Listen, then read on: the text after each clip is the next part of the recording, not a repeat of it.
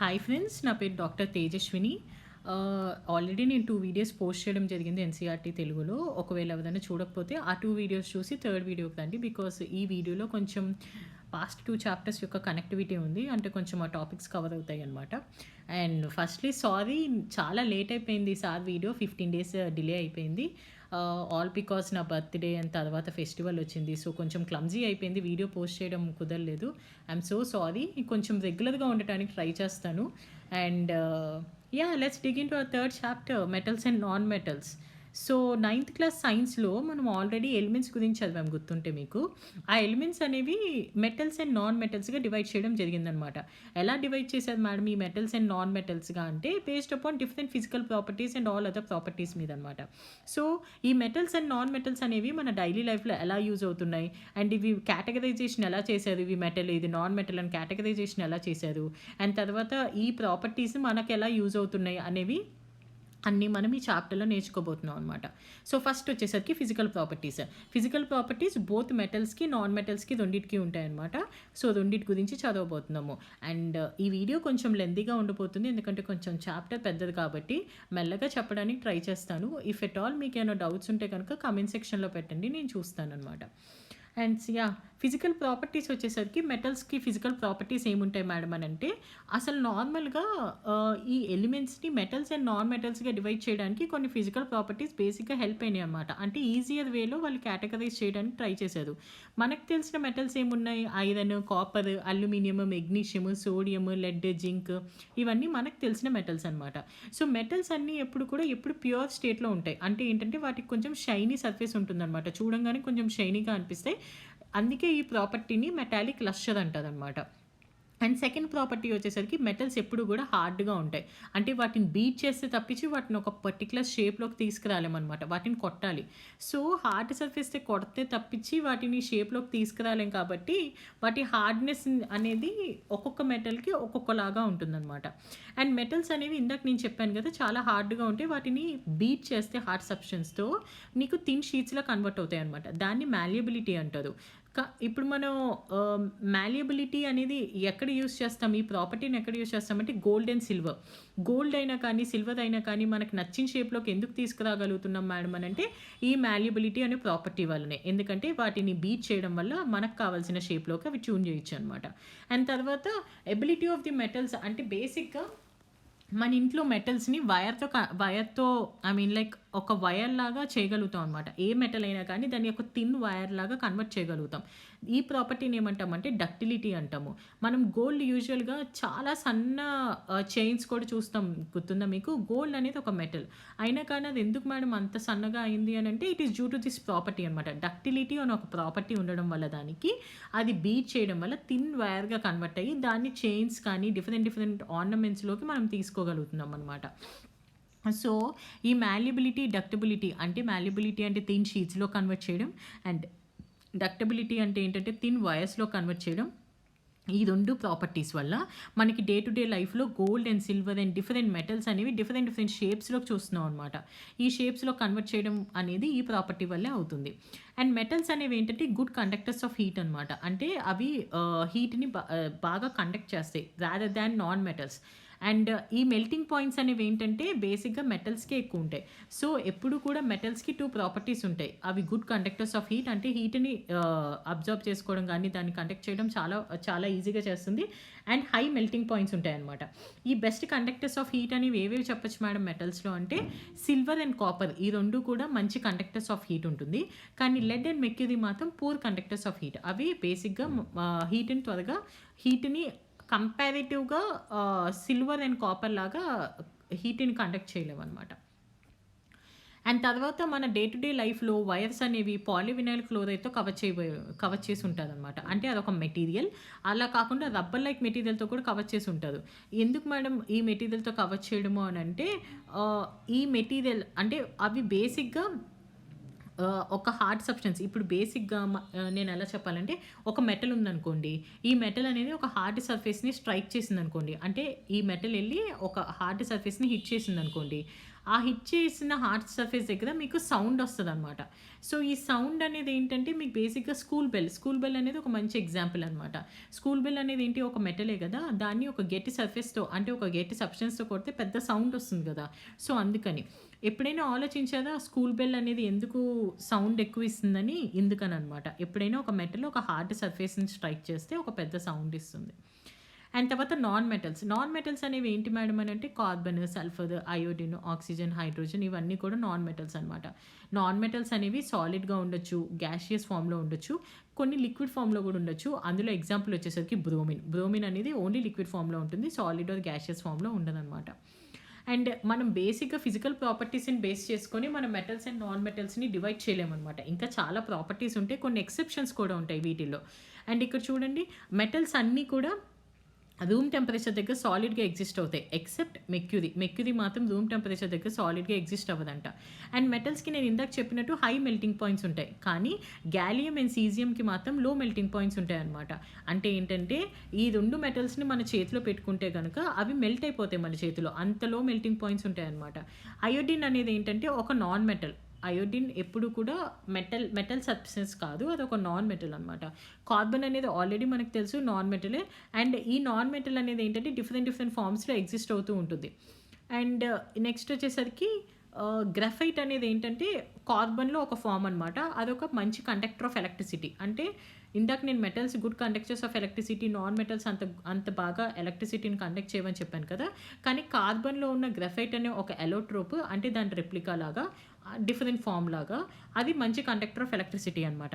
Alkali metals లాంటివి అంటే lithium, sodium, potassium అనేవి ఏంటంటే అవి చాలా సాఫ్ట్‌గా ఉంటాయి. నైఫ్‌తో కట్ చేయగలుగుతాం. అండ్ వాటికి లో మెల్టింగ్ పాయింట్స్ ఉంటాయన్నమాట. ఇవి మిగతా డిఫరెంట్ ప్రాపర్టీస్ లాగా. సో, నాన్ మెటల్స్ అనేవి గూడా ఎప్పుడు అసిడిక్ ఆక్సైడ్స్‌ని ప్రొడ్యూస్ చేస్తాయి. వాటిని వాటర్‌తో కలిపినప్పుడు.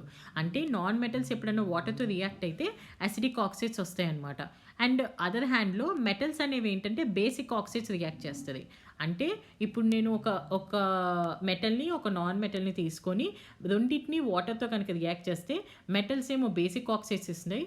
అండ్ నాన్ మెటల్స్ ఏమో అసిడిక్ ఆక్సైడ్స్ ఇస్తాయన్నమాట. సో, ఇక్కడి వరకు మనం physical properties of metals and non metals నేర్చుకున్నాం. Next chemical properties of metals. Chemical properties of metals అంటే ఏంటి మేడం అని అంటే ఇప్పుడు ఒక మెటల్‌ని ఇక్కడ చూడండి what happens when metals are burnt in air. So, ఇక్కడ చూడండి ఆల్మోస్ట్ ఆల్ మెటల్స్ ఏది మనం స్టార్టింగ్‌లో చదువుకున్న ఐరన్, జింక్, కాపర్ ఇవన్నీ ఆల్మోస్ట్ ఆల్ మెటల్స్ ఆక్సిజన్‌తో కంబైన్ అయితాయి. అంటే ఎయిర్‌లో ఉన్న ఆక్సిజన్‌తో కంబైన్ అయ్యి మెటల్ ఆక్సైడ్స్ ఫార్మ్ చేస్తాయి. సో, మెటల్ అనేది ఎప్పుడైనా ఆక్సిజన్‌తో కంబైన్ అయినప్పుడు మెటల్ ఆక్సైడ్ కంబైన్ చేస్తది. ఎగ్జాంపుల్ ఇచ్చాడు చూడండి. కాపర్ అనేది ఎయిర్‌లో హీట్ చేసాము. ఎయిర్‌లో హీట్ చేయడం వల్ల అది ఆక్సిజన్‌తో కంబైన్ అయ్యి కాపర్ ఆక్సైడ్ ఇచ్చింది. ఆ కాపర్ ఆక్సైడ్ అనేది ఏంటంటే బ్లాక్ కలర్‌లో ఉంటుందనమాట. అలాగే సేమ్ అల్యూమినియం కూడా. అల్యూమినియం ఆక్సైడ్ వస్తుంది. నేను చాప్టర్ 2లో కాపర్ ఆక్సైడ్ గురించి ఒక రియాక్షన్ చెప్పాను. కాపర్ ఆక్సైడ్ అనేది హైడ్రోక్లోరిక్ యాసిడ్‌తో రియాక్ట్ అవుతుంది అని. సో, ఇక్కడ కూడా మెటల్ ఆక్సైడ్స్ అనేవి ఏంటంటే బేసిక్ ఇన్ నేచర్. ఇందాక నేను చెప్పినట్టు మెటల్స్ అనేవి బేసిక్ ఆక్సైడ్స్‌ని ప్రొడ్యూస్ చేస్తాయి.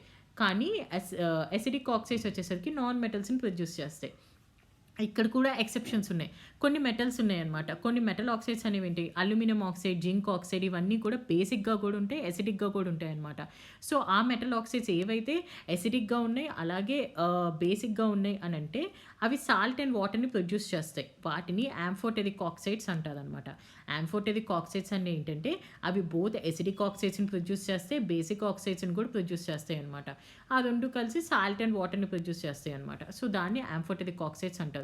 ఇక్కడ కింద ఒక ఎగ్జాంపుల్ ఇచ్చాడు చూడండి. అల్యూమినియం ఆక్సైడ్ అనేది ఏంటంటే యాసిడ్స్ అండ్ బేసెస్‌తో రియాక్ట్ అవుతుందనమాట. సో, అల్యూమినియం ఆక్సైడ్ ఫైనల్‌గా ఏం ప్రొడ్యూస్ చేస్తుంది? ఒక సాల్ట్ అండ్ ఒక వాటర్ ప్రొడ్యూస్ చేస్తుందనమాట. మోస్ట్ మెటల్ ఆక్సైడ్స్ అనేవి ఏంటంటే అవి ఇన్సాల్యుబుల్ ఇన్ వాటర్. వాటర్‌లో సాల్యుబుల్ అవ్వవు. బట్ కొన్ని డిజాల్వ్ అవుతాయన్నమాట. డిజాల్వ్ అవ్వడం వల్ల ఏం ఫార్మ్ చేస్తాయి? ఆల్కలీస్ ఫార్మ్ చేస్తాయన్నమాట. ఇక్కడ చూడండి సోడియం అండ్ పొటాషియం ఆక్సైడ్ ఉంది కదా! అవి వాటర్‌లో డిజాల్వ్ అయ్యి sodium hydroxide and potassium hydroxide ఇచ్చాయన్నమాట. ఇవన్నీ కొన్ని ఎక్సెప్షన్స్ కెమికల్ ప్రాపర్టీస్ ఆఫ్ మెటల్స్‌లో.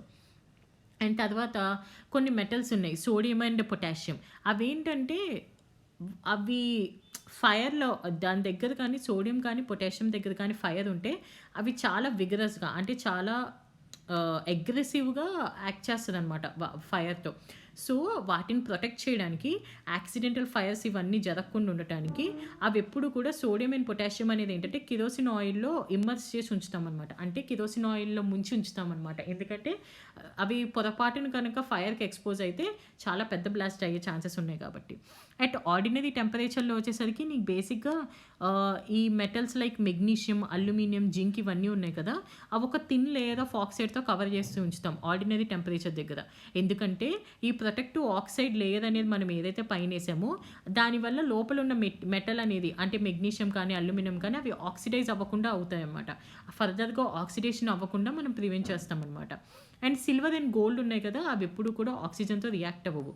అండ్ హై టెంపరేచర్స్ దగ్గర పెట్టినా, లో టెంపరేచర్స్ దగ్గర పెట్టినా ఎప్పుడు కూడా సిల్వర్ అండ్ గోల్డ్ వచ్చేసరికి ఆక్సిజన్‌తో react అవ్వవన్నమాట.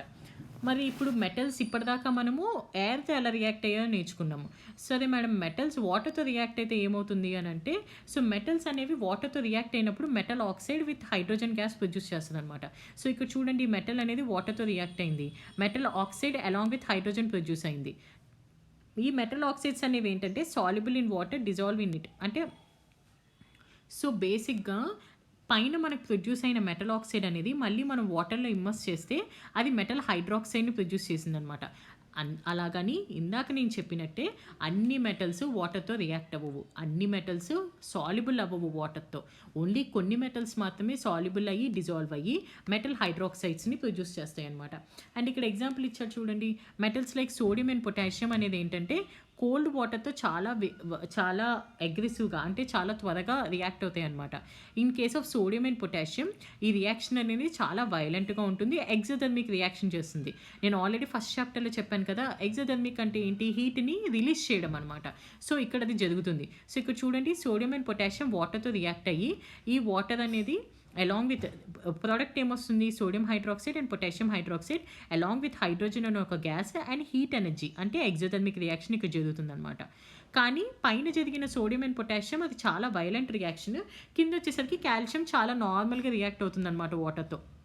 And calcium hydroxide along with hydrogen gas ఇస్తుంది. ఇక్కడ నీకు హీట్ అనేది ఎవాల్వ్ అవ్వదు. అంటే హీట్ అనేది బయటికి రాదు. ఇందాక వచ్చినట్టు హీట్ ఎనర్జీ లాగా. అండ్ తర్వాత కాల్షియం అనేది ఏంటంటే ఫ్లోట్ అవుతూ ఉంటుంది. కాల్షియం ఎందుకు ఫ్లోట్ అవుతుంది మేడం అని అంటే ఈ బబుల్స్ ఆఫ్ ఇక్కడ హైడ్రోజన్ గ్యాస్ రిలీజ్ అయింది కదా! ఆ హైడ్రోజన్ గ్యాస్ బబుల్స్ ఫామ్ అవ్వడం వల్ల ఆ బబుల్స్ అనేవి ఈ మెటల్‌కి స్టిక్ అవుతాయి అన్నమాట. ఈ కాల్షియం అనే మెటల్‌కి స్టిక్ అవ్వడం వల్ల అది ఫ్లోట్ అవ్వడం స్టార్ట్ అవుతుందన్నమాట. అండ్ మెగ్నీషియం అనేది ఏంటి? మెగ్నీషియం అసలు ఇందాక మనం సోడియం అండ్ పొటాషియం ఏమో చాలా వైలెంట్‌గా రియాక్ట్ అవుతాయి అనుకున్నాం. కాల్షియం ఏమో కొంచెం తక్కువ రియాక్ట్ అవుతుంది కానీ ఫ్లోట్ అవుతుంది అనుకున్నాం. కానీ మెగ్నీషియం అసలు కోల్డ్ వాటర్‌తో రియాక్ట్ అవ్వదు. అది ఓన్లీ హాట్ వాటర్‌తో మాత్రమే రియాక్ట్ అవుతుంది. అండ్ రియాక్ట్ అయినప్పుడు magnesium hydroxide and hydrogen gas వస్తుందన్నమాట. ఇది కూడా ఫ్లోట్ అవుతుంది. ఎందుకంటే హైడ్రోజన్ గ్యాస్ బబుల్స్ వెళ్ళి మెటల్‌కి స్టిక్ అవ్వడం వల్ల మెగ్నీషియం హైడ్రాక్సైడ్ కూడా ఫ్లోట్ అవుతుంది. And metals like aluminium, iron, zinc ఇవి అసలు కోల్డ్ వాటర్‌తోనూ రియాక్ట్ అవ్వవు, హాట్ వాటర్‌తోనూ రియాక్ట్ అవ్వవు. కాకపోతే కొంచెం స్టీమ్ లైక్ అంటే కొంచెం ఆవిరి లాంటి వాటితో రియాక్ట్ అవుతుందన్నమాట. ఆవిరి లాంటి వాటితో రియాక్ట్ అయినప్పుడు metal oxide along with hydrogen గ్యాసే వస్తుంది. మరి మెటల్స్ అనేవి యాసిడ్స్‌తో ఎలా రియాక్ట్ అవుతాయి మేడం అని అంటే నేను ఆల్రెడీ మీకు సెకండ్ చాప్టర్‌లో చెప్పాను కదా! మెటల్స్ అనేవి యాసిడ్స్‌తో రియాక్ట్ అయినప్పుడు సాల్ట్ అలాగే హైడ్రోజన్ గ్యాస్ వస్తుందని. సేమ్ ఇక్కడ కూడా అంతే. మెటల్స్ ఎప్పుడైనా కానీ యాసిడ్‌తో రియాక్ట్ అయినప్పుడు salt along with hydrogen gas వస్తుందన్నమాట. అండ్ తర్వాత ఈ హైడ్రోజన్ గ్యాస్ అనేది ఏంటంటే ఒక సో బేసిక్‌గా నైట్రిక్ యాసిడ్ అనేది ఒక యాసిడ్ ఉంటుంది. ఆ యాసిడ్‌తో రియాక్ట్ అయినప్పుడు మాత్రం ఏ మెటల్ హైడ్రోజన్ గ్యాస్ ఇవ్వదనమాట. హైడ్రోజన్ గ్యాస్ ఎందుకు ఇవ్వదు అని అంటే ఈ నైట్రిక్ యాసిడ్ అనేది ఏంటంటే ఒక స్ట్రాంగ్ ఆక్సిడైజింగ్ ఏజెంట్ అనమాట. అంటే ద హైడ్రోజన్ ప్రొడ్యూస్డ్ అంటే బేసిక్‌గా అది దాని ఇట్‌సెల్ఫే అది ఆక్సిడైజ్ చేసేస్తుంది. ఆక్సిడైజెస్ ద హైడ్రోజన్ అంటే ప్రొడ్యూస్ అయిన హైడ్రోజన్‌ని అది ఆక్సిడైజ్ చేసేసి get reduced to that of the nitric oxides అనమాట. అంటే మీకు క్లియర్‌గా ఎలా ఎక్స్‌ప్లెయిన్ చేయాలంటే అదొక నైట్రిక్ యాసిడ్ ఆ నైట్రిక్ యాసిడ్ అనేది ఎప్పుడైతే హైడ్రోజన్ గ్యాస్ ఎవాల్వ్ చేయడానికి ట్రై చేసిందో దానంతట అదే ఆక్సిడైజ్ అయిపోయి తర్వాత రెడ్యూస్ అయిపోతుంది. అండ్ రెడ్యూస్ అవ్వడం కూడా ఎలా రెడ్యూస్ అవుతుందంటే N2Oలో కానీ లేకపోతే NOలో కానీ ఇలాంటి ఫార్మ్స్‌లోకి రెడ్యూస్ అవుతుందనమాట. అండ్ ఇక్కడ మెగ్నీషియం అండ్ మ్యాంగనీస్ అనేది ఏంటంటే వెరీ డైల్యూట్, అంటే నైట్రిక్ యాసిడ్తో కూడా వెరీ డైల్యూట్ యాసిడ్తో రియాక్ట్ అయినప్పుడు, కాన్సన్ట్రేటెడ్ కాకుండా డైల్యూట్ యాసిడ్తో రియాక్ట్ అయినప్పుడే హైడ్రోజన్ గ్యాస్ ఇస్తుంది. సో యూజువల్గా హైడ్రోజన్ గ్యాస్ అనేది రాదు, కానీ డైల్యూటెడ్ ఫామ్లో వచ్చినప్పుడు మాత్రం, రియాక్ట్ అయినప్పుడు మాత్రం హైడ్రోజన్ గ్యాస్ వచ్చే ఛాన్సెస్ ఉన్నాయన్నమాట. అండ్ తర్వాత మెటల్స్ అనేవి అదర్ మెటల్ సాల్ట్స్తో రియాక్ట్ అవుతాయా మేడం అని అంటే, రియాక్ట్ అవుతాయి. అండ్ ఆ రియాక్ట్ అయ్యే కూడా ఇప్పుడు ఎలా చెప్పాలంటే, మీకు ఒక మెటల్ ఏ ఉందనుకోండి, అండ్ ఇందాక నేను చెప్పినట్టు మనం మెటల్ సాల్ట్ అంటే మనం రియాక్షన్ ఏముంటుంది, solution of other metal salts కదా. సో మనం ఏం చేయాలి, ఒక మెటల్ తీసుకొని salt solution of metal B తీసుకుంటే కనుక అప్పుడు ప్రోడక్ట్ ఏమొస్తుందంటే salt solution of metal A వస్తుంది, and salt solution of metal B కాస్త మెటల్ బీగా కన్వర్ట్ అవుతుంది. మీకు క్లారిటీ వచ్చిందా? మనం తీసుకున్న మెటల్ ఏమో మెటల్ ఏ, కానీ కంబైన్ చేసిందేమో సాల్ట్ సొల్యూషన్ ఆఫ్ మెటల్ బీతో, కానీ ప్రొడక్ట్ వచ్చింది ఏంటి, salt solution of metal A and metal B వచ్చింది. సో ఇదన్నమాట. అండ్ రియాక్టివిటీ సిరీస్ అంటే ఏం లేదు మా, ఇప్పుడు మనకు తెలిసిన మెటల్స్ ఏంటి, సోడియం, పొటాషియం, కాల్షియం, మెగ్నీషియం ఇవన్నీ ఉన్నాయి కదా. వీటిలో హై రియాక్టివ్ ఏంటి, లీస్ట్ రియాక్టివ్ ఏంటి? మనం అన్నిట్లోనూ కామన్గా చూసినవి ఏంటి, sodium and potassium, calcium, magnesium ఇవన్నీ కూడా మనం అన్ని ప్రాపర్టీస్లో చదివాం కదా. సో అందుకే వాటిని హైలీ రియాక్టివ్ అంటారు. కానీ మనం చదవనివి ఏంటి, మెర్క్యూరీ, సిల్వర్, గోల్డ్ ఇవన్నీ వేటికి రియాక్ట్ అవ్వవు, ఏ ప్రాపర్టీస్ మనం చదవలేదు కాబట్టి అవి లీస్ట్ రియాక్టివ్. ఇదే రియాక్టివ్ సిరీస్ అనమాట. అండ్ తర్వాత మేడం అసలు metals and non metals react అయ్యే ఛాన్స్ ఉందా, అసలు ఆ రెండు రియాక్ట్ అవుతాయా అంటే, మనం ఆల్రెడీ కొన్ని రియేజెంట్స్ అంటే మెటల్స్ని రియేజెంట్స్తో రియాక్ట్ అవ్వడం చూసాము. కానీ ఇప్పుడు ఒకవేళ కనుక మనం నోబుల్ గ్యాసెస్ గురించి చదువుకున్నాం, గుర్తుందా? నోబుల్ గ్యాసెస్ అనేవి ఏంటంటే కంప్లీట్లీ ఫిల్డ్ వ్యాలెన్సీ షెల్ ఉంటుంది. వాటికి కంప్లీట్గా ఫిల్ అయిన వ్యాలెన్సీ షెల్ ఉంటే కెమికల్ రియాక్టివిటీ చాలా తక్కువగా ఉంటుంది, ఎందుకంటే అవి ఆల్రెడీ ప్రీఆక్యుపైడ్ ఉన్నాయి వ్యాలెన్సీ షెల్లో, ఇంకెక్కువ రియాక్టివిటీ చూపించక్కర్లేదు కాబట్టి. సో రియాక్టివిటీ ఆఫ్ మెటల్స్ చూపించాలంటే ఆ వ్యాలెన్సీ షెల్లో తేడా వస్తేనే కానీ మీకు రియాక్టివిటీ ఉంటుందా లేదా అని చెప్పలేమన్నమాట. సో ఇప్పుడు సోడియం యాటమ్ ఉంది, ఈ సోడియం యాటమ్ అనేది ఇక్కడ చూడండి, ఈ సోడియం యాటమ్ అనేది అటమిక్ నెంబర్ 11, దాని నెంబర్ ఆఫ్ ఎలక్ట్రాన్స్ ఎలా ఉన్నాయి, KLMN షెల్లో 2 electrons and 8 electrons and only 1 electron in M shell ఉందన్నమాట. సో ఇక్కడ కూడా అదే చెప్తున్నాడు, ఇఫ్ అది సోడియం యాటమ్కి 11 ఎలక్ట్రాన్స్ ఉంటే అవి డిస్ట్రిబ్యూట్ అయినాయి అనమాట. M షెల్లో ఒకే ఒక ఎలక్ట్రాన్ ఉంది కదా, ఆ M షెల్లో ఉన్న ఒకే ఒక ఎలక్ట్రాన్ లూజ్ అవ్వాలి. లూజ్ అయితే అప్పుడు ఎల్ షెల్ అనేది ఏంటంటే అవుటర్ మోస్ట్ షెల్ అవుతుంది, అండ్ దానికి 8 ఆక్టెంట్ అంటే స్టేబుల్ ఆక్టెంట్ ఉంటుంది అనమాట దానికి. సో న్యూక్లియస్లో ఎప్పుడు కూడా 11 కాన్స్టెంట్గానే ఉంటాయి, అవి ప్రోటాన్స్ అనమాట, బట్ ఎలక్ట్రాన్సే చేంజ్ అవుతూ ఉంటాయి అనమాట. సో ఈ ఎం షెల్లో ఉన్న ఎలక్ట్రాన్ కనుక మీకు మిస్ అయితే ఇంకుండేవేంటి KL అండ్ ఎల్ షెల్లో ఉన్న 2 and 8 ఎలక్ట్రాన్సే. సో మొత్తం 10 ఎలక్ట్రాన్స్ మాత్రమే మిగులుతాయి అనమాట. అంటే ఏంటి, పాజిటివ్ ఛార్జ్ వచ్చింది. సోడియం అనే దానికి పాజిటివ్ ఛార్జ్ ఎందుకు వచ్చింది ఇప్పుడు అర్థమైందా? ఇక్కడ మీకు ఎం షెల్లో ఉన్న అవుటర్ మోస్ట్ ఎలక్ట్రాన్ కనుక లూజ్ అయితే ఇంకా దానికి ఉన్నది 10 ఎలక్ట్రాన్సే. సో కంప్లీట్గా ఒక పాజిటివ్ ఛార్జ్ వచ్చింది కాబట్టి దానికి సోడియం పైన ప్లస్ అని వస్తుంది అనమాట. అదర్ హ్యాండ్లో క్లోరిన్ అనే ఎగ్జాంపుల్ ఇచ్చారు చూడండి. సో ఈ క్లోరిన్కి 17 అనేది దాని అటమిక్ నెంబర్, అంటే దానికి 17 ప్రోటాన్స్ ఉన్నాయి, న్యూక్లియస్ దగ్గర 17 ఉన్నాయి. కానీ KLM షెల్లో 2 electrons, 8 electrons and 7 electrons ఉన్నాయి అనమాట. ఈ 2 ఎలక్ట్రాన్స్ 7 ఎలక్ట్రాన్స్ మనకు అంతా అక్కర్లేదు, కానీ అవుటర్ మోస్ట్ షెల్లో మాత్రం 7 ఎలక్ట్రాన్స్ ఉన్నవి మాత్రం మనకు తెలియాలి.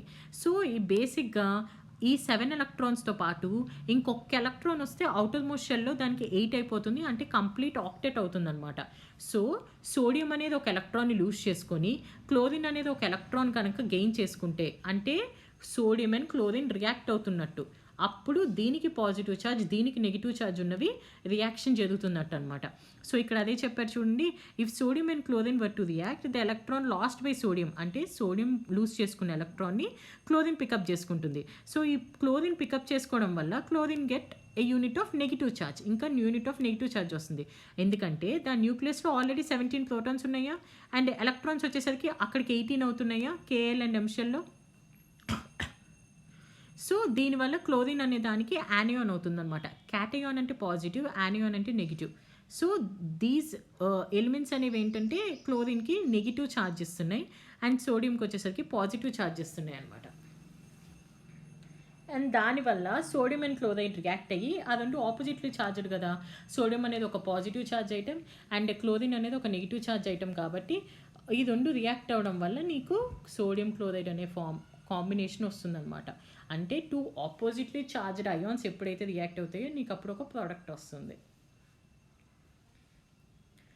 So properties of ionic compounds అంటే ఏంటంటే బేసిక్గా ఈ ప్రాపర్టీస్ అనేవి మనకి ఎలా తెలుస్తుంది అంటే ఇవి బేసిక్గా మెల్టింగ్ పాయింట్లు, బాయిలింగ్ పాయింట్లు ఇలాంటివే ఉంటాయమ్మా. అంటే ఇక్కడ మనకి కొన్ని పాయింట్స్ ఇచ్చారు చూడండి.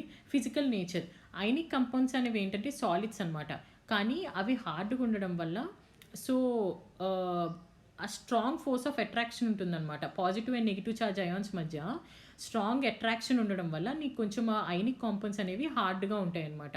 ఈ మెల్టింగ్ అండ్ బాయిలింగ్ పాయింట్ అనేది ఏంటంటే ఒక పర్టికులర్ టెంపరేచర్ దగ్గరే అవి మెల్ట్ అవుతాయి, ఒక పర్టికులర్ టెంపరేచర్ దగ్గరే వాటి బాయిలింగ్ పాయింట్ ఉంటుందని చెప్తాము. సో ఆ పర్టికులర్ టెంపరేచర్ అనేది వాటి మెల్టింగ్ అండ్ బాయిలింగ్ పాయింట్స్ అనమాట. అండ్ సాల్యుబిలిటీ అనేది ఏంటంటే కొన్ని ఇన్సాల్యుబుల్ సాల్వెంట్స్ ఉంటాయి, కొన్ని సాల్బుల్ సాల్వెంట్స్ ఉంటాయమ్మా. ఇన్సాల్బుల్ సాల్వెంట్స్ అంటే ఈ అయానిక్ కాంపౌండ్స్ అనేవి ఏంటంటే కొన్నిట్లో సాల్యుబుల్గానే ఉంటాయి, కానీ ఇన్సాల్యుబుల్ ఎక్కడ ఉంటాయంటే కిరోసిన్లో కానీ లేకపోతే పెట్రోల్లో కానీ అక్కడ సాల్యుబుల్ అవ్వవు అనమాట. అండ్ కండక్షన్ ఆఫ్ ఎలక్ట్రిసిటీ అంటే ఏంటంటే ఇప్పుడు బేసిక్గా ఎలక్ట్రిసిటీ ఎక్కడ పాస్ అవుతుంది, అక్కడ ఛార్జ్డ్ పార్టికల్స్ ఉండడం వల్ల. అంటే positive and negative ion charged particles ఉంటేనే నీకు అక్కడ ఎలక్ట్రిసిటీ పాస్ అవుతుంది. సో ఒక అయానిక్ కాంపౌండ్లో నీకు positive charged ions, negative charged ions ఇవన్నీ ఉండడం వల్ల ఆపోజిట్గా ఉన్న అంటే పాజిటివ్ అయాన్, నెగిటివ్ అయాన్ ఇవన్నీ అటు ఇటు చేంజ్ అవుతూ ఉండడం వల్ల నీకు ఎలక్ట్రిసిటీ అనేది పాస్ అవుతుందన్నమాట. ఈ అయానిక్ కాంపౌండ్స్ అనేవి కూడా ఎప్పుడు సాలిడ్ స్టేట్లోనే ఉంటాయి.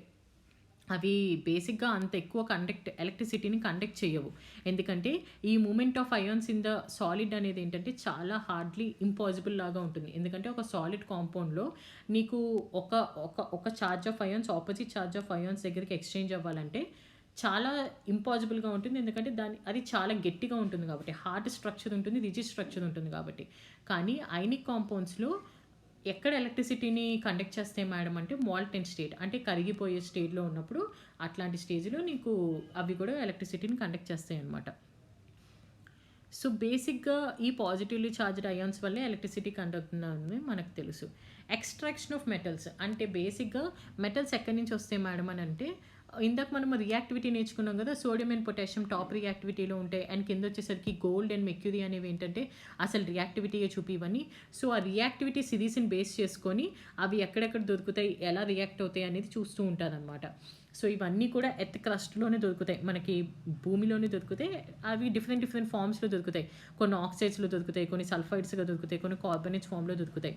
ఎందుకు ఇన్ని ఫామ్స్లో దొరుకుతున్నాయి మేడం అని అంటే రియాక్టివ్ మెటల్స్ అంటే సోడియం అండ్ పొటాషియం ఇలాంటివి ఉన్నాయి కదా, అవి ఎత్తులో అంటే మన భూమిలో చాలా ఎక్కువగా ఉంటాయి అనమాట. భూమిలో ఎక్కువ ఉండడం వల్ల ఆక్సిజన్తో రియాక్ట్ అవ్వడం వల్ల ఇలాంటి డిఫరెంట్ ఫామ్స్ అన్ని ప్రొడ్యూస్ అవుతాయి అనమాట. సో మెటల్స్ని మనం దేని బేసిస్ చేసుకొని డివైడ్ చేసామంటే వాటిని అంటే ఇక్కడ మనకు ఒక ఫ్లో చార్ట్ ఉంది చూడండి. కాన్సన్ట్రేషన్ ఆఫ్ ది ఓర్ అంటే మనకి ఎంతవరకు దొరుకుతున్నాయి. మెటల్స్ ఆఫ్ హై రియాక్టివిటీ అంటే సోడియం అండ్ పొటాషియం అలాంటివి అయితేనేమో అవి బేసిక్గా ఎలక్ట్రోలైసిస్ అనే ప్రాసెస్ ద్వారా ప్యూర్ మెటల్లో కన్వర్ట్ అవుతాయి. కానీ మీడియం రియాక్టివిటీ ఉన్నవి, లో రియాక్టివిటీ ఉన్నవి ఏంటంటే మీడియం రియాక్టివిటీ ఉన్నవేమో ఫస్ట్ కార్బనేట్స్ అండ్ సల్ఫైడ్స్గా దొరుకుతాయి.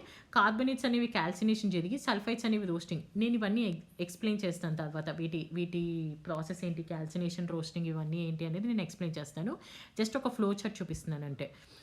మీడియం రియాక్టివిటీ ఉన్నవన్నీ ఏంటి కార్బనేట్స్ అండ్ సల్ఫైడ్స్గా ఉంటాయి. కార్బనేట్స్ అనేవి క్యాల్సినేషన్ జరుగుతాయి, సల్ఫైడ్స్ అనేవి రోస్టింగ్గా జరుగుతాయి, ఫైనల్గా అవి రిడక్షన్ అయ్యి ప్యూరిఫికేషన్ అవుతుంది మెటల్. అదే లో రియాక్టివిటీ ఉన్నవైతే సల్ఫైడ్ ఓర్ లాగే ఉండి రోస్టింగ్ జరిగి ఫైనల్గా అది మెటల్ కన్వర్ట్ రిఫైనింగ్గా అవుతుందన్నమాట. మేడం అసలు ఇది ఏంటి, క్యాల్సినేషన్ ఏంటి, రోస్టింగ్ ఏంటి, ఇవన్నీ ఏంటి మేడం అని అంటే సో బేసిక్గా ఫస్ట్ మనం high reactivity, medium reactivity and లో రియాక్టివిటీ అనుకున్నాం కదా. ఫస్ట్ అసలు లో రియాక్టివిటీ మెటల్ ఎలా వస్తుంది మేడం, ఎలా ఎక్స్ట్రాక్ట్ చేస్తాం అనేది నేర్చుకుందాం. సో మెటల్స్ అనేవి ఆల్రెడీ వాటి యాక్టివిటీ అనేది చాలా తక్కువగా ఉంది అనుకున్నాం, అంటే గోల్డ్ అండ్ సిల్వర్ లాంటివి. వాటి ఆక్సైడ్స్ నుంచి మెటల్ని ఎక్స్ట్రాక్ట్ చేస్తున్నాం అని అన్నాం. అంటే ఏంటి, ఈ ఆక్సైడ్స్ని మనం హీట్ చేస్తామన్నమాట. హీట్ చేయడం వల్ల అవి రిడక్షన్ జరిగి మెటల్స్గా కన్వర్ట్ అయిపోతాయి అనమాట. ఫర్ ఎగ్జాంపుల్ ఇక్కడ హెచ్జిఎస్ అంటే ఏంటి, cinnabar is an ore of mercury. ఇక్కడ చూడండి, cinnabar is an ore of mercury అంటే మెక్యూరీ అనేది సిన్నాబార్ అనే ఒక ఆక్సైడ్ని ఒక పర్టికులర్ ఓర్ నుంచి వస్తుందన్నమాట. ఇది మనం ఒకవేళ కనుక ఎయిర్లో కనుక హీట్ చేస్తే ఫస్ట్ అది మెర్క్యూరిక్ ఆక్సైడ్గా కన్వర్ట్ అవుతుంది. ఆ మెర్క్యూరిక్ ఆక్సైడ్ అనేది తర్వాత హీట్ చేసి మళ్ళీ మెర్క్యూరీగా కన్వర్ట్ చేస్తాం. సింపుల్ ఏం లేదు. సిన్నాబాద్ అనేది ఒక ఓర్, దాన్ని మనం హీట్ చేసి మెర్క్యూరిక్ ఆక్సైడ్గా కన్వర్ట్ చేస్తాము. ఆ మెర్క్యూరిక్ ఆక్సైడ్ని మళ్ళీ హీట్ చేసి మెర్క్యూరీగా కన్వర్ట్ చేస్తాం అంతే. ఇది లో రియాక్టివిటీ నుంచి మెటల్ ఎలా వస్తుంది. అండ్ తర్వాత నెక్స్ట్ వచ్చేసరికి మిడిల్ రియాక్టివిటీ, అంటే కొంచెం యాక్టివిటీ మీడియంగా ఉండే వాటికి ఎలా వస్తుంది మేడం అని అంటే, సో ఇక్కడ ఇచ్చాడు చూడండి, ఐదనే జింక్, లెడ్, కాపర్ ఇవన్నీ కూడా మోడరేట్గా రియాక్ట్ అవుతాయి అనమాట. వాటికి 2 కాంపౌండ్స్ ఉంటాయి, కార్బనేట్స్ అండ్ సల్ఫైడ్స్ అనమాట. సో ఈ కార్బనేట్స్ అండ్ సల్ఫైడ్స్ నుంచి అంటే ఆ పర్టికులర్ ఆక్సైడ్ కాంబినేషన్ నుంచి మనకి మెటల్స్ రావడం ఈజీ. ఎందుకంటే రియాక్షన్ చేయకముందే ఈ సల్ఫైడ్స్ అండ్ కార్బనేట్స్ అనేవి ఏంటంటే మెటల్ ఆక్సైడ్స్గా కన్వర్ట్ చేస్తాం అనమాట. ఇక్కడ మనం ఈ ఓర్స్ ఉన్నాయి కదా, అవి మెటల్ కార్బనేట్స్, మెటల్ ఆక్సైడ్స్గా కన్వర్ట్ చేస్తాం. ఆ మెటల్ ఆక్సైడ్స్ని కన్వర్ట్ చేసిన వాటిని బాగా హీట్ చేసి బాగా ఎయిర్లో ఉన్నప్పుడు హీట్ చేస్తాం. సో ఇందాక మేడం రోస్టింగ్ అంటే ఏంటి అని అన్నారు కదా, రోస్టింగ్ అంటే ఏం లేదు బాగా హీటింగ్ ప్రాసెస్లో ఉన్నప్పుడు, అంటే మెటల్ని హీట్ చేస్తాం, అది కూడా ఎయిర్ ఎక్కువ ఉంచి, అంటే ఎక్సెసివ్ ఎయిర్ పెట్టి హీట్ చేస్తాం, దాన్ని రోస్టింగ్ అంటారు. మరి కార్బనేట్కి క్యాల్సినేషన్ అని ఒకటి చెప్పారు కదా మేడం అని అంటే, క్యాల్సినేషన్ అంటే ఏం లేదు, అంటే హీట్ చేస్తాం కానీ లిమిటెడ్ ఎయిర్తో హీట్ చేస్తాం. క్యాల్సినేషన్ అంటేనేమో లిమిటెడ్ ఎయిర్తో హీట్ చేసేది, అండ్ రోస్టింగ్ అంటేనేమో ఎక్సెసివ్ ఎయిర్తో హీట్ చేసేది. ఏదైనా కానీ ఫైనల్గా రెడ్యూస్ అయ్యి అది మెటల్ అవ్వాల్సిందే. ఇక్కడ మనకి ఇంకో ఎగ్జాంపుల్ చూడండి, జింక్ ఆక్సైడ్ అనేది కార్బన్తో హీట్ చేసాము, సో ఫైనల్గా అది మెటాలిక్ జింక్ అయిందనమాట. ఎటు తిరిగి ఏ ప్రాసెస్ చేసినా, రిడక్షన్ చేసినా, క్యాల్సినేషన్ చేసినా, రోస్టింగ్ చేసినా ఫైనల్గా అది ప్యూర్ మెటల్గా కన్వర్ట్ అవ్వాల్సిందే. Extracting metals from the top of the activity series అంటే ఏంటంటే సోడియం అండ్ పొటాషియం ఇట్లాంటివి. ఎందుకంటే సోడియం, పొటాషియం, కాల్షియం అవి చాలా ఎక్కువ రియాక్ట్ అవుతాయి అన్నమాట. ఈ మెటల్స్ అనేవి చాలా ఎక్కువ, దాన్ని ఏమంటే ఆక్సిజన్, వాటికి ఎఫినిటీ చాలా ఎక్కువగా ఉంటుంది ఆక్సిజన్తో కార్బన్తో. అంటే ఏంటంటే ఇప్పుడు టూ ఇచ్చామనుకోండి, మన ఎయిర్లో కార్బన్ డైఆక్సైడ్ ఉంటుంది, ఆక్సిజన్ ఉంటుంది, కానీ ఈ మెటల్స్కి ఆక్సిజన్కి ఎక్కువ రియాక్ట్ అవుతాయి కార్బన్ డైఆక్సైడ్ కన్నా. సో ఈ మెటల్స్ అనేవి ఏంటంటే ఎలక్ట్రోలైటిక్ రిడక్షన్ అంటే ఏంటంటే, ఇప్పుడు సోడియం, మెగ్నీషియం అండ్ పొటాషియం ఇవన్నీ ఉన్నాయి కదా, ఎలక్ట్రోలైసిస్ జరుగుతుంది. ఎలక్ట్రోలైసిస్ అంటే ఏంటి, మెటల్స్ అనేవి ఓకే, ఇందాక నేను ఎక్కడో మిస్టేక్ చెప్పినట్టున్నాను నాన్న. క్యాథోడ్ అనేది negatively charged ion and anode ion positively charged. ఇందాక కూడా సేమ్ చెప్పాను. Okay whatever. ఇప్పుడు మెటల్స్ అనేవి ఏంటంటే క్యాథోడ్ దగ్గర కొన్ని, యానోడ్ దగ్గర కొన్ని లిబరేట్ అవుతాయి నాన్న. అంటే బేసిక్గా క్యాథోడ్ అనేది negatively charged electrode and anode అనేది పాజిటివ్లీ ఛార్జ్డ్ ఎలక్ట్రోడ్. ఇక్కడ మీకు కన్ఫ్యూజ్ అవ్వడానికి ఏం లేదు. క్యాథోడ్ అనేది నెగిటివ్లీ ఛార్జ్డ్ కాబట్టి అది దేన్ని అట్రాక్ట్ చేస్తుంది, పాజిటివ్లీ ఛార్జ్డ్ అయాన్ అంటే సోడియంని అట్రాక్ట్ చేస్తుంది. అండ్ యానోడ్ అనేది పాజిటివ్లీ ఛార్జ్డ్ ఎలక్ట్రోడ్ కాబట్టి అది దేన్ని అట్రాక్ట్ చేస్తుంది, అది క్లోరిన్ అట్రాక్ట్ చేస్తుంది, because it is a negatively charged కాబట్టి. సో ఎప్పుడైనా కానీ క్యాథోడ్ దగ్గర మైనస్ ఛార్జ్ ఉంది కాబట్టి పాజిటివ్ ఛార్జ్ని అట్రాక్ట్ చేస్తుంది, యానోడ్ దగ్గర ప్లస్ ఛార్జ్ ఉంది కాబట్టి మైనస్ ఛార్జ్ని అట్రాక్ట్ చేస్తుంది అనమాట. అండ్ తర్వాత రిఫైనింగ్ ఆఫ్ మెటల్స్ అంటే ఏంటంటే, మన డైలీ లైఫ్లో చాలా మెటల్స్ చూస్తాం కదా, copper, zinc, nickel, silver, gold ఇవన్నీ. ఈ మెటల్స్ అన్నీ కూడా ఇంప్యూర్ ఫామ్లో ఉంటాయి యానోడ్ దగ్గర. అండ్ తర్వాత క్యాథోడ్ దగ్గరికి వచ్చేసరికి అవి ప్యూర్ ఫామ్లోకి మారిపోతాయి అనమాట. సో ఈ పర్టికులర్గా ఎలక్ట్రోలైట్ అంటే నీకు కరెంట్ పాస్ చేసే కొద్దీ, అంటే యానోడ్ అండ్ క్యాథోడ్ ఈ మధ్యలో ఎలక్ట్రిసిటీ పాస్ అయ్యే కొద్దీ నీకు ప్యూర్ మెటల్ అనేది యానోడ్ దగ్గర వస్తుంది. అండ్ ఈ యానోడ్ దగ్గర వచ్చిన ప్యూర్ మెటల్ అనేది ఏంటంటే నీకు రిఫైన్డ్ ఫామ్ లాగా ఉంటుందన్నమాట. అంటే ఇంప్యూర్ ఫామ్లో ఉన్న, ఇప్పుడు మీకు ఎలా డిస్క్రైబ్ చేయాలంటే, ఇంప్యూర్ ఫామ్ అనేది యానోడ్ దగ్గర ఫామ్ అయినా ఎండ్కి వచ్చేసరికి క్యాథోడ్ దగ్గర ప్యూర్ మెటల్గా కన్వర్ట్ అవుతుంది. కానీ ప్రాసెస్లో ఎలక్ట్రోలైట్స్ ప్రాసెస్లో కరెంట్ పాస్ చేయడం వల్ల ఈ pure metal from anode dissolves in to the electrolyte and equal amount of pure metal from the electrolyte is deposit from cathode. అంటే ఇది ఏం చెప్తున్నానంటే వీడు ఇక్కడ, ఇప్పుడు మనకి ఒక టెస్ట్ ట్యూబ్ కానీ లేకపోతే ఒక ట్యాంక్ తీసుకున్నాం అనుకోండి, ఒక ట్యాంక్ తీసుకొని ఇక్కడ మనకి చెప్తున్నారు చూడండి, electrolyte is a solution of acidified copper sulphate. ఈ ట్యాంక్లో కాపర్ సల్ఫేట్ అని సొల్యూషన్ వేసాడు. యానోడ్ దగ్గరికి వచ్చేసరికి, యానోడ్ అంటే నేను ఏం చెప్పాను, పాజిటివ్లీ ఛార్జ్డ్ అయాన్ అని చెప్పాను కదా. యానోడ్ అనేది ఇందాక ఇక్కడ డిస్క్రైబ్ చేశాను పైన. యానోడ్ అనేది పాజిటివ్లీ ఛార్జ్డ్ అయాన్, సో, బేసిక్‌గా ఈ యానోడ్ దగ్గర మీకు ఇంప్యూర్ కాపర్ ఉంటుందనమాట. వేరాజ్ కాథోడ్ దగ్గరికొచ్చేసరికి మీకు ప్యూర్ కాపర్ వచ్చేస్తుంది. ఎందుకంటే on passing the electric current pure copper it deposited ఇక్కడ మీకు కరెంట్ పాస్ అవుతుంది కనిపిస్తుందా? యానోడ్ దగ్గర నుంచి కాథోడ్ దగ్గరికి. సో, ఇంప్యూర్ ఫార్మ్ అనేది ప్యూర్ ఫార్మ్‌గా కన్వర్ట్ అయిపోయిందనమాట. అది వీడు చెప్తున్నది. కొర్రోజన్. కొర్రోజన్ అంటే ఏంటి మేడం అని అంటే బేసిక్‌గా వెండి వస్తువులు ఏదైనా కానీ కొన్ని రోజులు అయ్యేసరికి నల్లగా అయిపోతాయి. ఎందుకు? ఎయిర్‌కి ఎక్స్‌పోజ్ అవ్వడం వల్ల. ఎందుకంటే ఇది బేసిక్‌గా సిల్వర్ అనేది వెండి అనేది సల్ఫర్‌తో రియాక్ట్ అవుతుంది. ఎయిర్‌లో సల్ఫర్ కూడా ఉంటుంది కదా! సల్ఫర్‌తో రియాక్ట్ అవ్వడం వల్ల ఆ కోటింగ్ ఫార్మ్ అవుతుందనమాట. సిల్వర్ సల్ఫైడ్ అనేది. ఆ సిల్వర్ సల్ఫైడ్ అనేది ఈ వెండి మీద బ్లాక్‌గా అయిపోతుంది. సో, ఎప్పుడైనా కానీ వెండిని గాల్లోకి వదిలేయకూడదు. అందుకే ఎప్పుడు కవర్ చేసి ఉంచాలి అని చెప్తది. ఎందుకంటే ఈ ఎయిర్‌లో ఉన్న సిల్వర్ వల్ల అది బ్లాక్ కోటింగ్ లాగా అయిపోతుంది. కాపర్ అనేది ఏంటి? కాపర్ ఎప్పుడూ కూడా మాయిస్ట్‌గా అంటే మన ఎయిర్‌లో కార్బన్ డయాక్సైడ్ ఉంటుంది కదా! ఆ కార్బన్ డయాక్సైడ్‌తో రియాక్ట్ అయ్యి స్లోగా దానికున్న షైనీ సర్ఫేస్‌ని లూజ్ చేసుకుంటూ గ్రీన్ కలర్‌లోకి వచ్చేస్తుంది పాకుడులాగా. ఈ గ్రీన్ సర్ఫేస్ ఎందుకు వస్తుంది మేడం అని అంటే కాపర్ కార్బోనేట్ వల్ల వస్తుంది.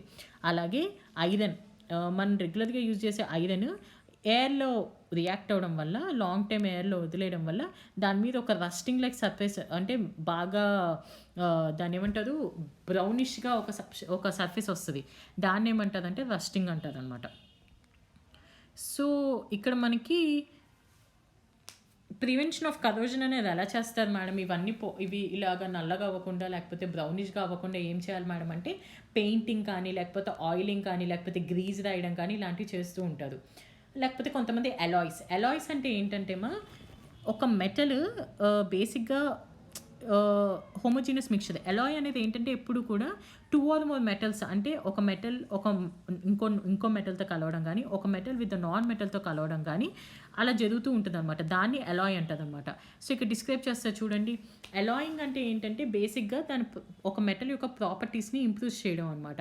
అంటే ఇప్పుడు ఐరన్ ఉందనుకోండి, మనం బాగా రెగ్యులర్‌గా యూజ్ చేసేదే. కానీ దాని ప్యూర్ స్టేట్‌లో మనం ఎప్పుడు యూజ్ చేయం. సో, ఎందుకంటే ప్యూర్ ఐరన్ అనేది ఏంటంటే చాలా సాఫ్ట్‌గా ఉంటుంది. మనం ఇట్లా ఉంచితే ఉంగిపోతుందనమాట. అందుకే దాన్ని కొంచెం కార్బన్ యాడ్ చేసి రాడ్ లాగా తయారు చేస్తామనమాట. సో, ఐరన్ అనేది ఎప్పుడు కూడా ప్యూర్ ఫామ్‌లో ఉండదు. ఎప్పుడు కూడా కార్బన్‌తో కానీ, నికెల్‌తో కానీ, క్రోమియంతో కానీ ఇలాంటివి ఉంటాయి. కార్బన్‌తో ఉంటే గనుక అది స్ట్రాంగ్ అవుతుంది. నికెల్ అండ్ క్రోమియంతో ఉండడం వల్ల ఏమవుతుందంటే స్టెయిన్‌లెస్ స్టీల్‌గా అయ్యి హార్డ్‌గా ఉంటుందనమాట. అందుకే ఐరన్‌ని వేరే ప్రాపర్టీస్‌తో కంబైన్ చేస్తే ఈ ప్రాసెస్‌ని ఏమంటారంటే అలాయింగ్ అంటారు. మరి గాల్వనైజేషన్ అంటే ఏంటి మేడం అని అంటే గాల్వనైజేషన్ అంటే ఐరన్‌ని, స్టీల్‌ని రస్ట్ పట్టకుండా చూసేదనమాట. అంటే ఐరన్ మీద కానీ, లేకపోతే స్టీల్ మీద కానీ ఒక thin layer of zinc coating ఏస్తారు. ఈ జింక్ ఏయడం వల్ల ఏమొస్తుందంటే నీకు కిందున్న ఐరన్ అండ్ స్టీల్ అనేవి పాడవకుండా, రస్ట్ పట్టకుండా ఉంటాయనమాట. అది. So, yeah! That is all about third chapter metals and non metals. కొంచెం లెంథీ చాప్టరే. Hope you understand. ఒకవేళ అర్థం కాకపోతే గనుక let me know in the comment section. And మీకు అర్థమవుతుందనే అనుకుంటున్నాను. అండ్ నెక్స్ట్ చాప్టర్ నేను చాలా ఒక 3, 4 డేస్‌లోనే పెట్టడానికి ట్రై చేస్తాను ఇంత గ్యాప్ ఇవ్వకుండా. So, yeah!